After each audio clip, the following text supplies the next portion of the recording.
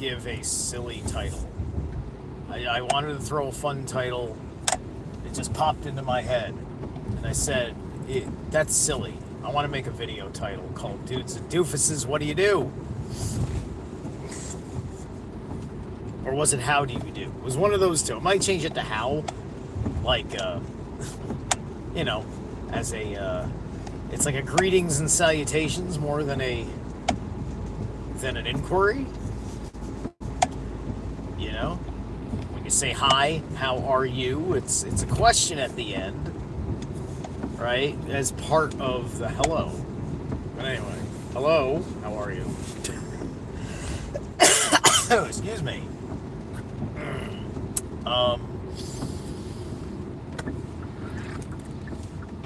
So I'm just flying on thought stream alone at the moment, hanging out.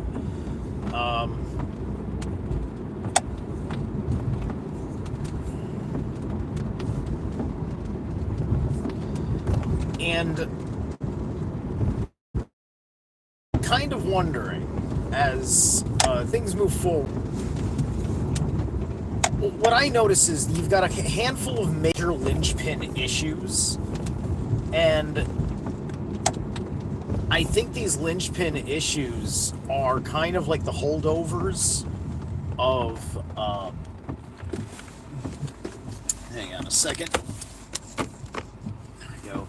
They're kind of the holdovers of the old plan, right?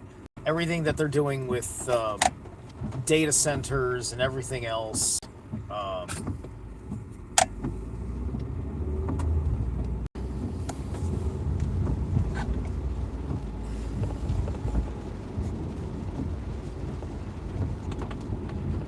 The flock cameras.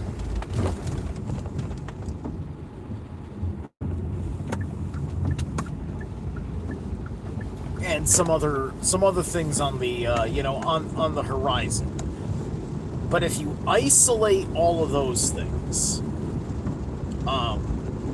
and if there's a large enough portion of the population that has been making the right kind of life choices to not need to deal with any of that, right? Exactly the same manner as which people that lived rural lifestyles in rural communities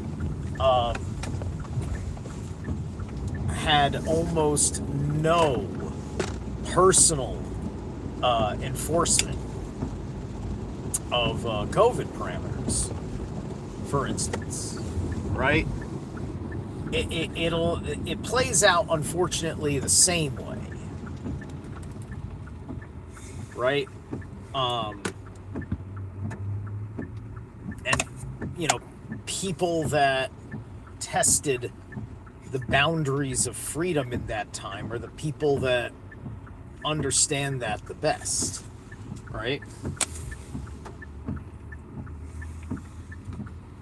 And I'm not even the best guy to talk about fucking all of that. There's people doing way better than me that can talk about that. Unfortunately, that's not my wheelhouse. I'm doing better, but there's people that are doing way better than me from a similar place. But that's mostly because of other me issues.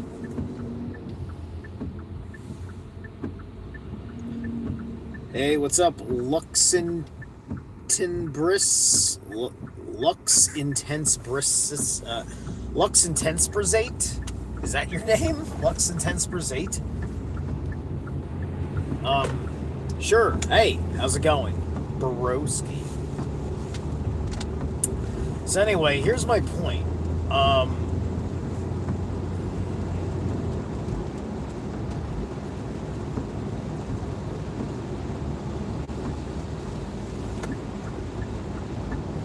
Is that it's not healthy to live in perpetual war with your own neighbors, right?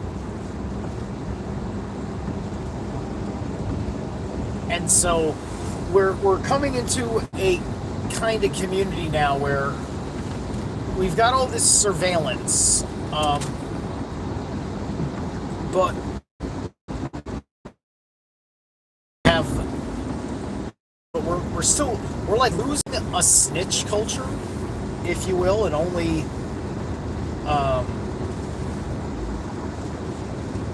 real fucking like sociopathic people nowadays are snitching. I mean, there's always going to be gossip and rumor mill stuff, which typically the sociopath that's snitching is basically taking gossip, rumor, and allegations and things like that and throwing accusations at people.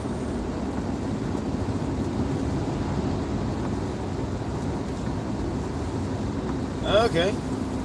Very cool. Latin eyes.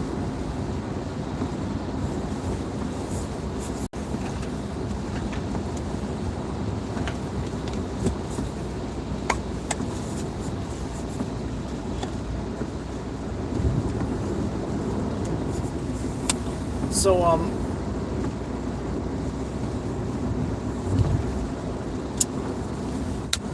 when you look at everything else,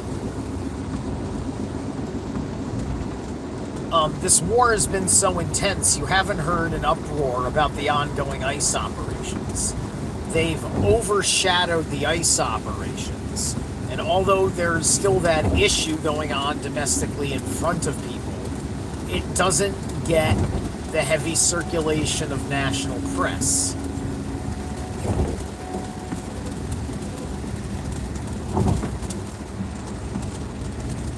And so,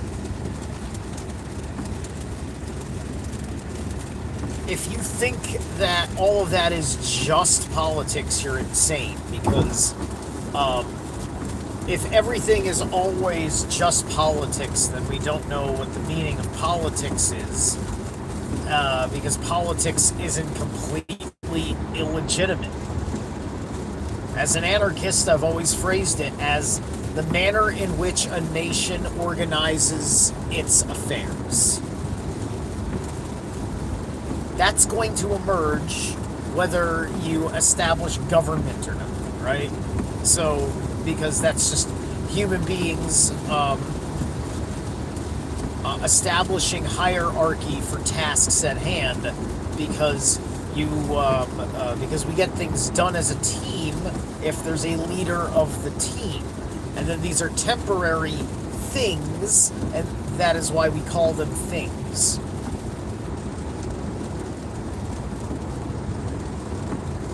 In the Old Norse.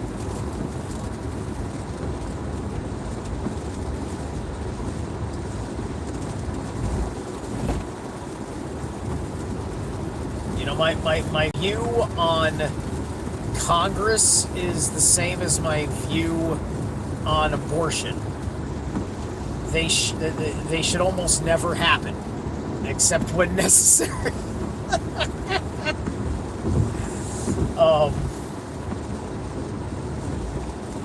Because we have an engine of organized affairs that loves to get together all the time and come up with ways of controlling situations with things.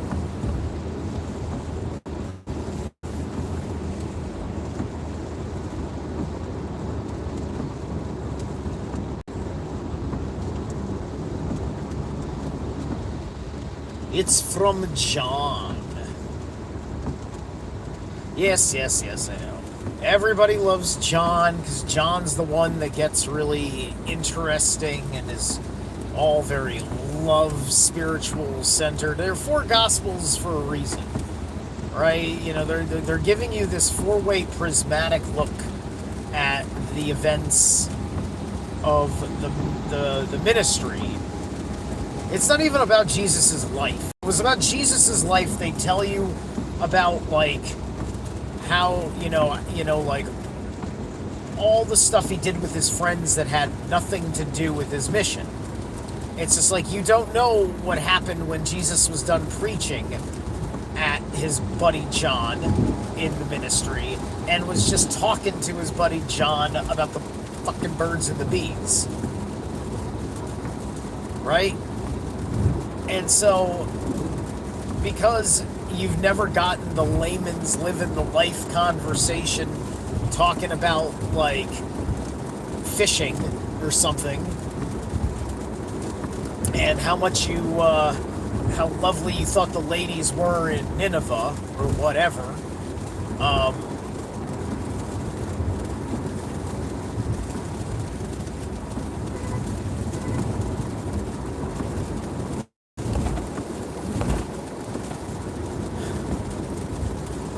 you had, you got this writing down all the stuff that you were meant to know. This is all you need to know about Jesus. Never mind what he did when he was 12.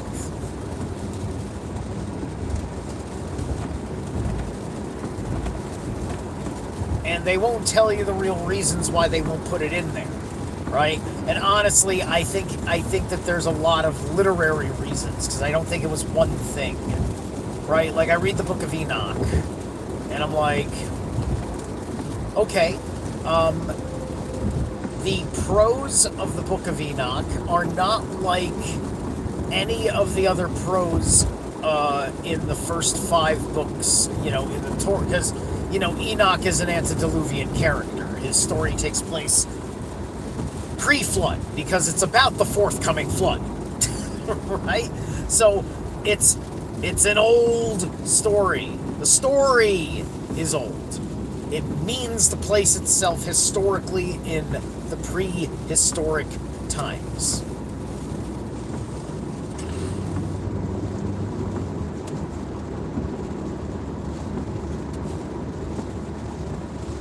And we know that within the canon of the Bible, the book exists, right? So it's self-referential, right?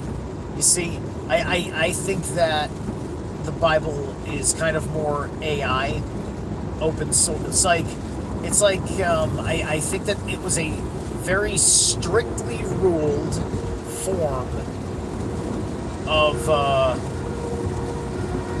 open source. Well, it wasn't open source, right? It was a conclave. It was a conclave of the divinely inspired. Their standards of divinely inspired. I don't personally consider it divine. Conclave of inspired scribes, kind of saying, like, okay, here's our loose guidelines of it's got to be Elohim and Yahweh, and it's and no other gods are to be like the dudes that anybody's following with confidence. It's got to be Elohim, and then this guy's like, oh, what about Adonai? Oh, right, of course, Adonai, because if we don't put Adonai in there, those other dudes are not going to go along with it. Right, because there's a little bit of politics involved, and they already know the agenda. There's been a secret order that established them. They're not just making stuff up either. They're feeding in algorithmically into the story weave that paltered the Bible together. Right?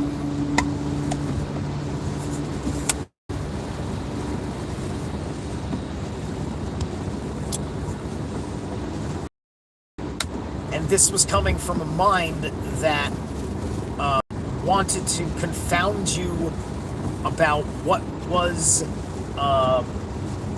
history and what was changed, what was misinterpreted on purpose, what was smashed together or torn apart, what's myth and what's literal.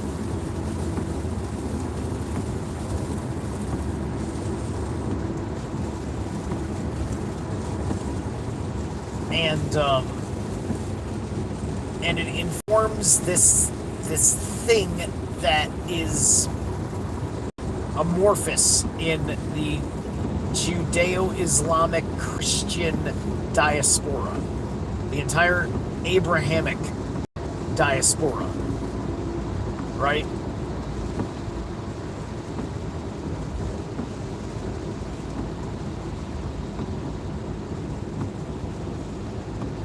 causing all manner of fracture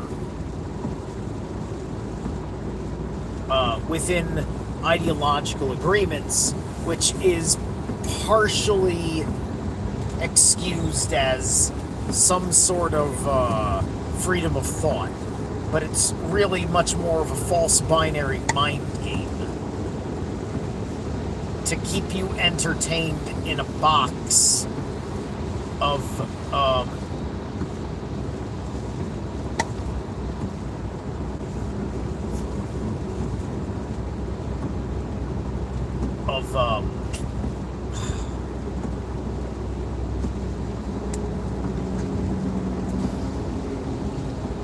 in a box of belief about what a so-called one true God can, is lording over you in all of your thoughts and behaviors and everything else, right? And because of a poor interpretation of certain things, you think all of it applies to you.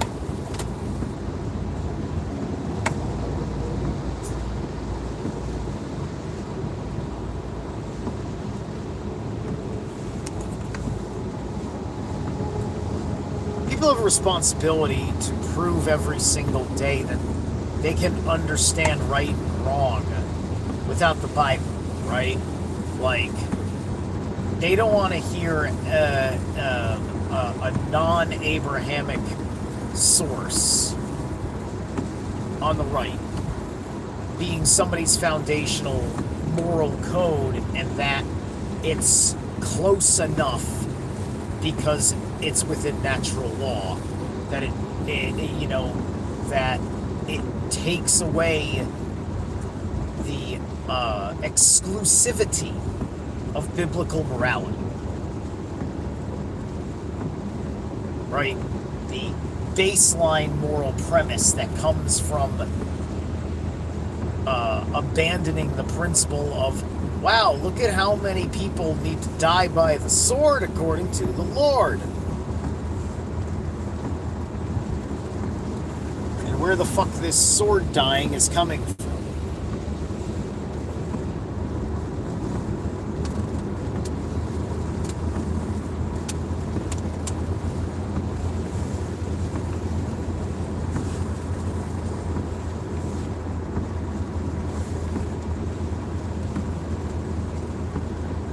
What's up, boo?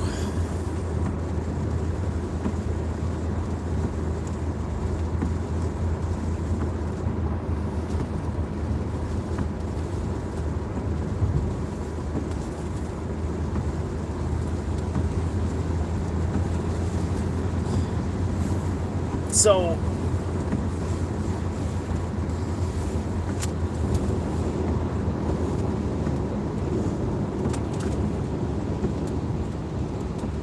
we are having a hard time with trust nowadays. And it's reshaping a whole lot of everything.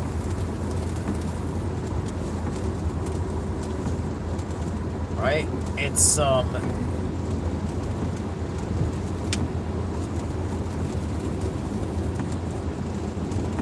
and that trust, I think, is affecting not just everybody's socio-political discourse, it's affecting every aspect of culture, right?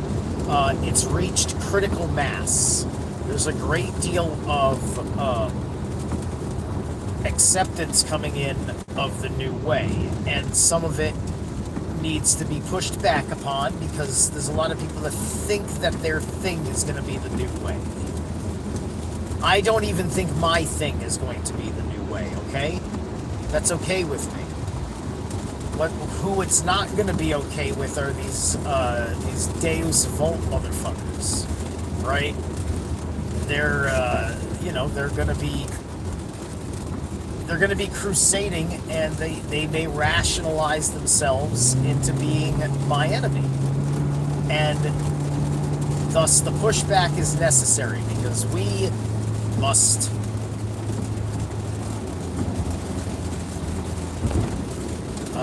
stand up for who we really are, and know that because we are operating within honorable accord of natural law, that you don't have a right to be against us. And you are wrong that we are doing that, perhaps what those pagans were doing, or those Christians that you reject. Because at the very least, we get the benefit of, these are the kinds of Christians that are very judgmental of people that are outside of their own orthodoxy. This is why Owen Benjamin is hitting the nail on the head, because with the exception of the Ortho Bros, there are many Jews, Christians, handful of I guess non-Islamic Muslims, if you will, because I know that there are Muslims that like Owen. But why Owen Benjamin is knocking it out of the park against the Ortho Bros is because his comedy works on a certain level that's asking you, can you be just like the way I remember things were awesome in the 90s, socially speaking? Right?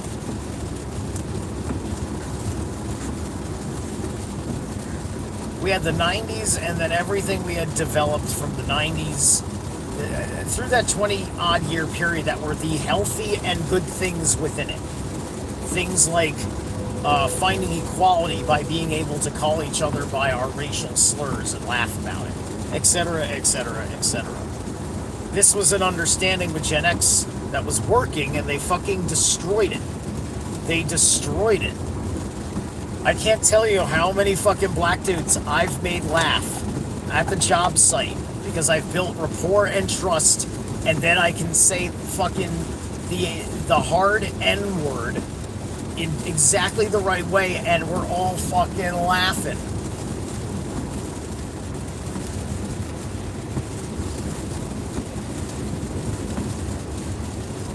To me, that's like, haha, I've established 3 seconds of paradise. Ha ha ha ha. That's how I feel when I make black dudes laugh when I say the N-word. It's the greatest feeling in the fucking world.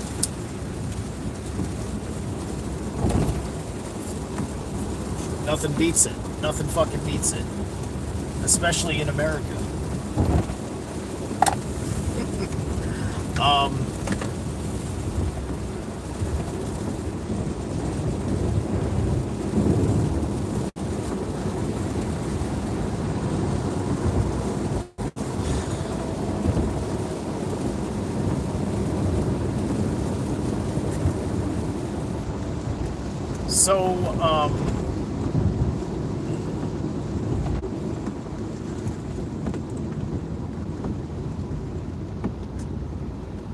So this America that we're moving into,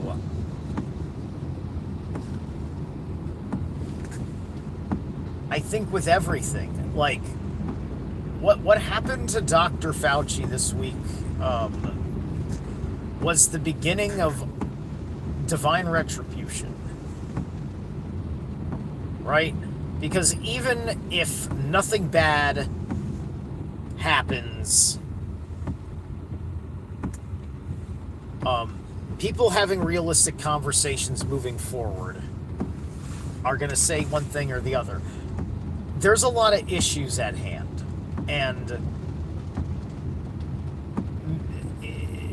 it's a question of, do we want to hold pattern and just surrender to the inevitable idea that politics will play its game and nothing will change because we will pull back on the agenda of the Republican Party, right? Because everybody acts like, oh, Trump, oh, this, oh, that. I'm sorry. Isn't there an entire political fucking party that he has to agree with him? Doesn't like the GOP nationally have to fucking be in consort and be like, yeah, this is right in line with party platform.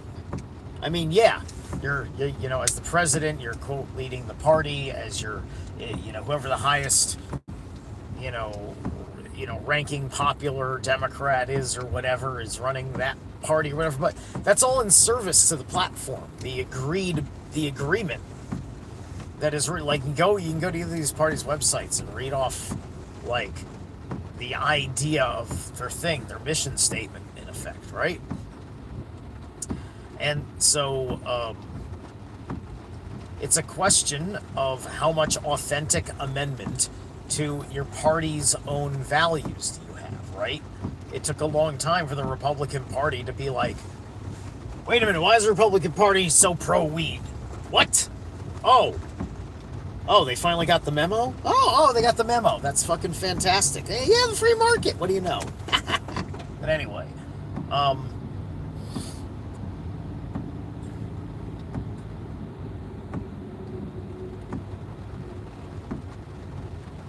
yeah, exactly, right? You know, that's everybody's been, right? So one of the conveniences for the sake of the religious conservatives that are holding all of the political influence in politics is to always pick your stories in certain ways. If you're, you know, how to frame a particular guy in the narrative based on what faith they're coming from, or whether they don't have a faith, or their faith is obscure because it seems like they certainly believe in God, but they have their own code, and then that bugs people out because, oh, you have your own moral code, right? Which is not the right way of framing what that is. It's not that I have my own moral code. It's just that I finally see the moral code through looking at what puts everybody at ease in society.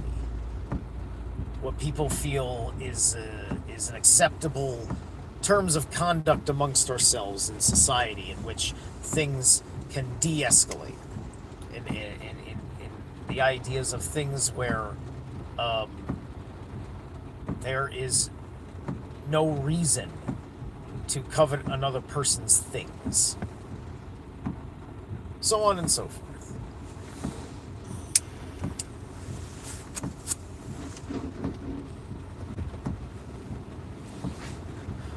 All of that has always felt obvious to me.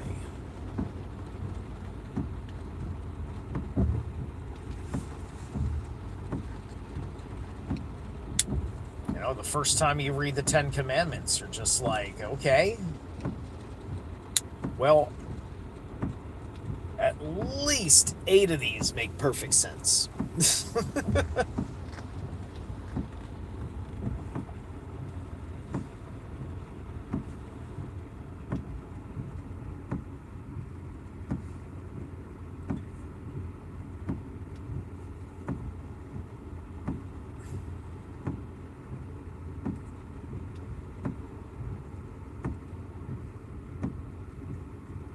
And I think what they're really trying to say with the first commandment about the idols, right, is just, it's really just about, like, don't abandon your own kin.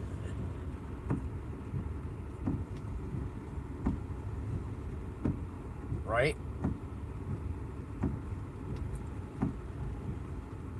Don't abandon your own kin.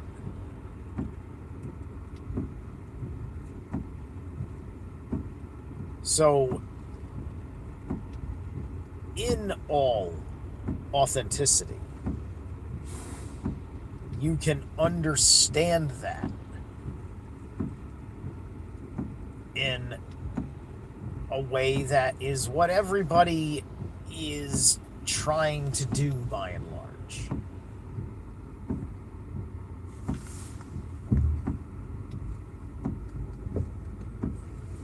Right?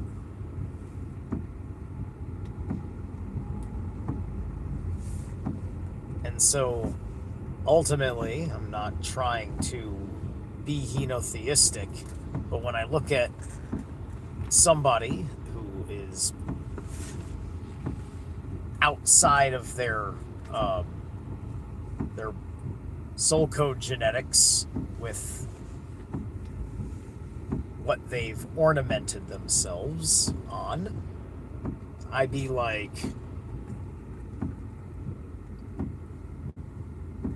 I dig the garb. What about your ancestors? Why do you need mine? How come that doesn't fit anywhere with you? Right? And then I've had that conversation 10,000 times.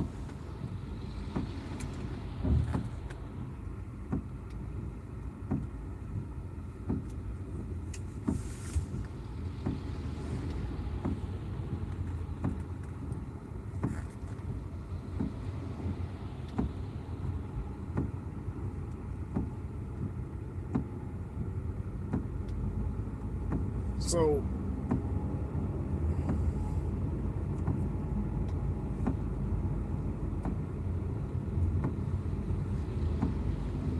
it's a question of does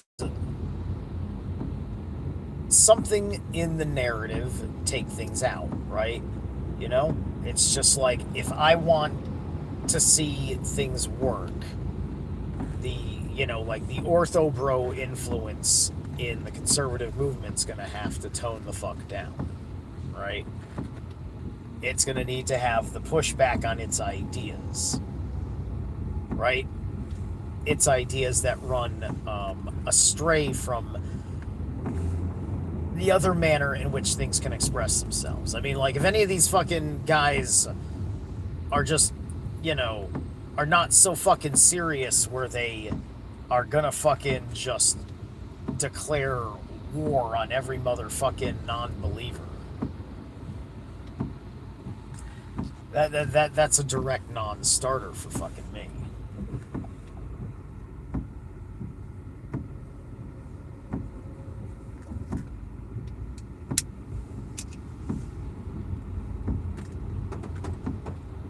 Because I will fight to live my life openly pagan. I live my life openly pothead. I can live my life openly pagan.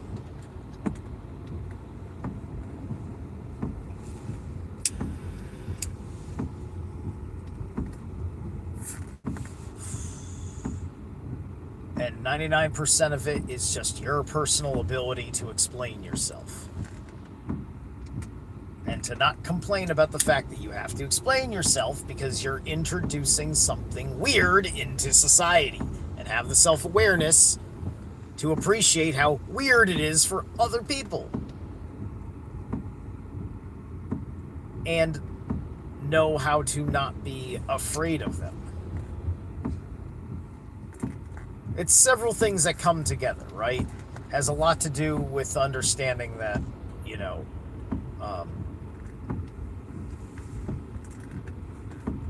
that there's a dynamic between your, what your local culture is and what the larger organism of society around that local culture is that protects you, right? This is why we're so vehemently against things like Islam coming in, and then all of a sudden you got to have these Sharia courts and all this stuff, and then you have a 2-3 tier fucking court system that don't fucking interact with each other. You know, I think there's probably a shadow court within the Jewish diaspora that nobody talks about because it's got nothing to do with anything, and it's the way they are in their private affairs and such, right?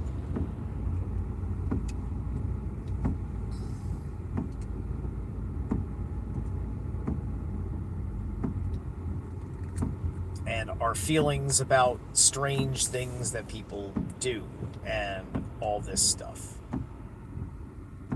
You know? If you watch my read on the Talmudic tractates and, you know, my hot take on what these guys freaking do with their arguments and how you figure out, like I don't know what kind of fucking personal benefit the Jews are getting out of fucking debating who they thought was right in the tractates of the Talmud, right? That is just wild to me. So, and that's not the only use of the Talmud. Don't get me fucking wrong. I'm not pretending that I know enough to fucking tell you that about that in particular.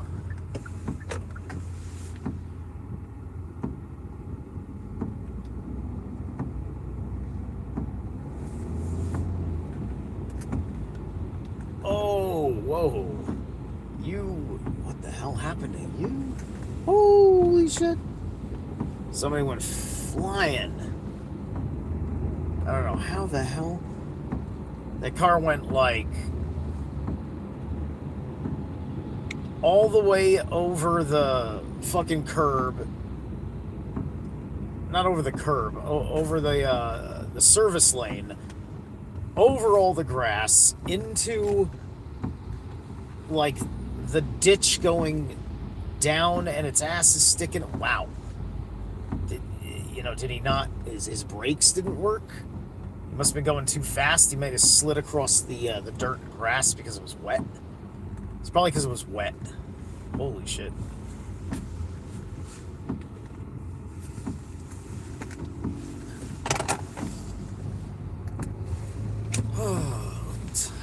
It is almost 7. Goddamn. All right.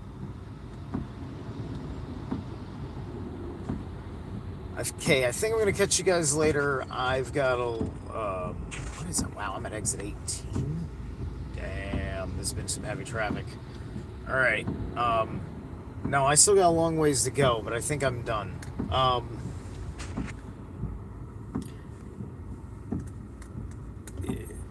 So, yeah. So long story short, I think America is going to be fine. And it's just a question of what the hell happens between now and midterms, like they say. And I think we have all sorts of I think we're gonna see a bunch of unbelievable fucking things cause great changes. Like the Fauci situation is leading towards stuff because it's already the American mind is changing.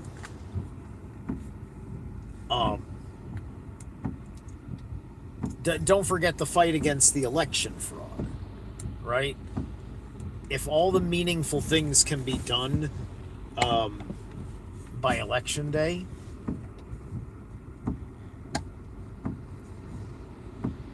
then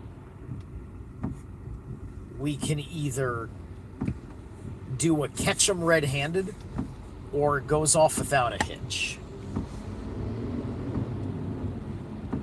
And then the question is, are we catching them red-handed in a way that catches a conspiracy or just catches isolated incidents of one guy with hubris, right? Like they want us to take Fauci and say it was just Fauci.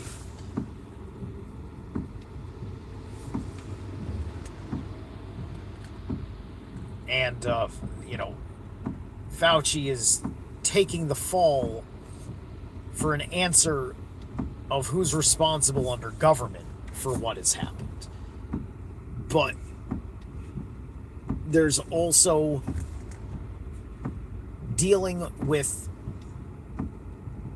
all of the medicine they're finding out was wrong and forcing pharmacies to change, the pharmaceutical industry to change.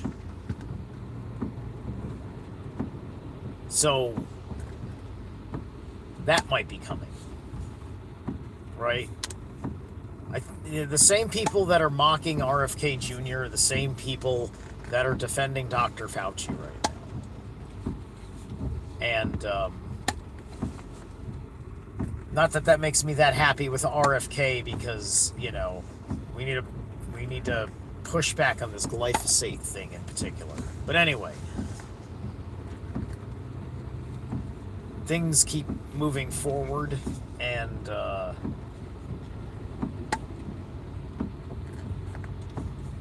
don't even panic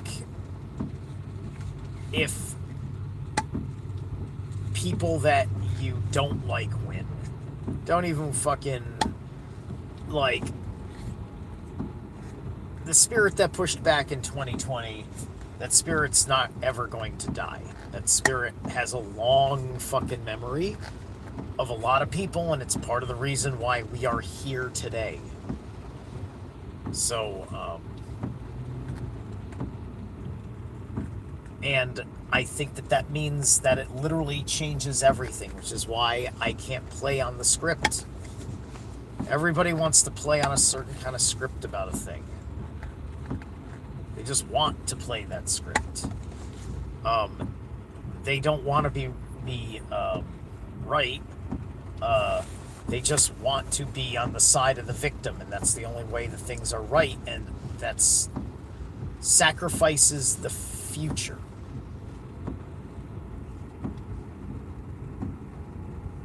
Ultimately, it sacrifices the future, because you're not thinking of anything else, such as the fact that whether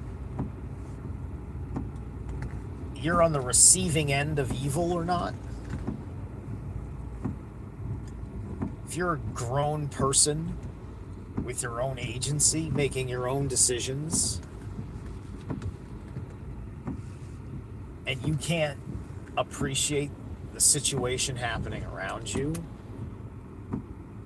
and your belief system is clouding your fucking judgment and reason, then you aren't a victim. You're somebody picking a fight and losing the fight.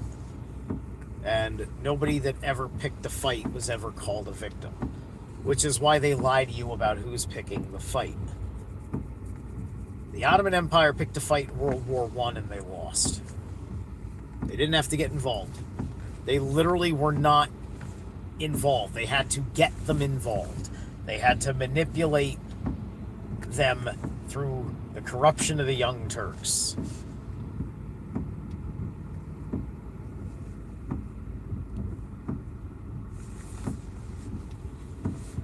And these tribal people never wanted a state.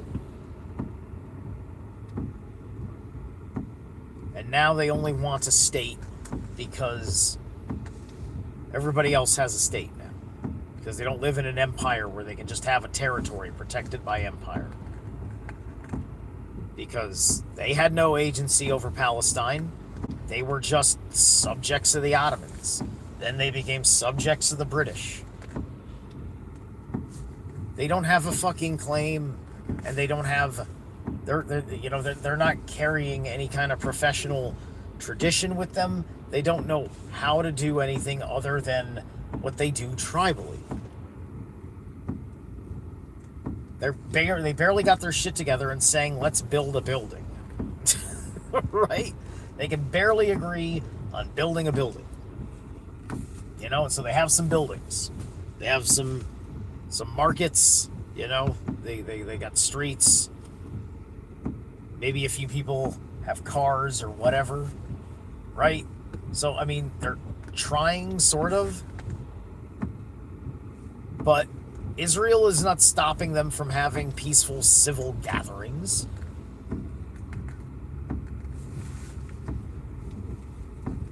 You think the only time they ever have peaceful civil gatherings are when Israel's shooting at them, and thus you don't think they're ever having peaceful civil gatherings where they're discussing things?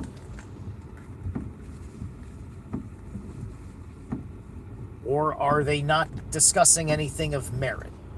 Or are they only discussing how do we destroy them? And that there's only a minority of them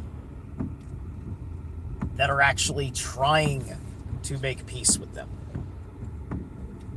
Because if you can't fucking see that that's the fucking situation, then you've been conditioned to say Israel should not exist.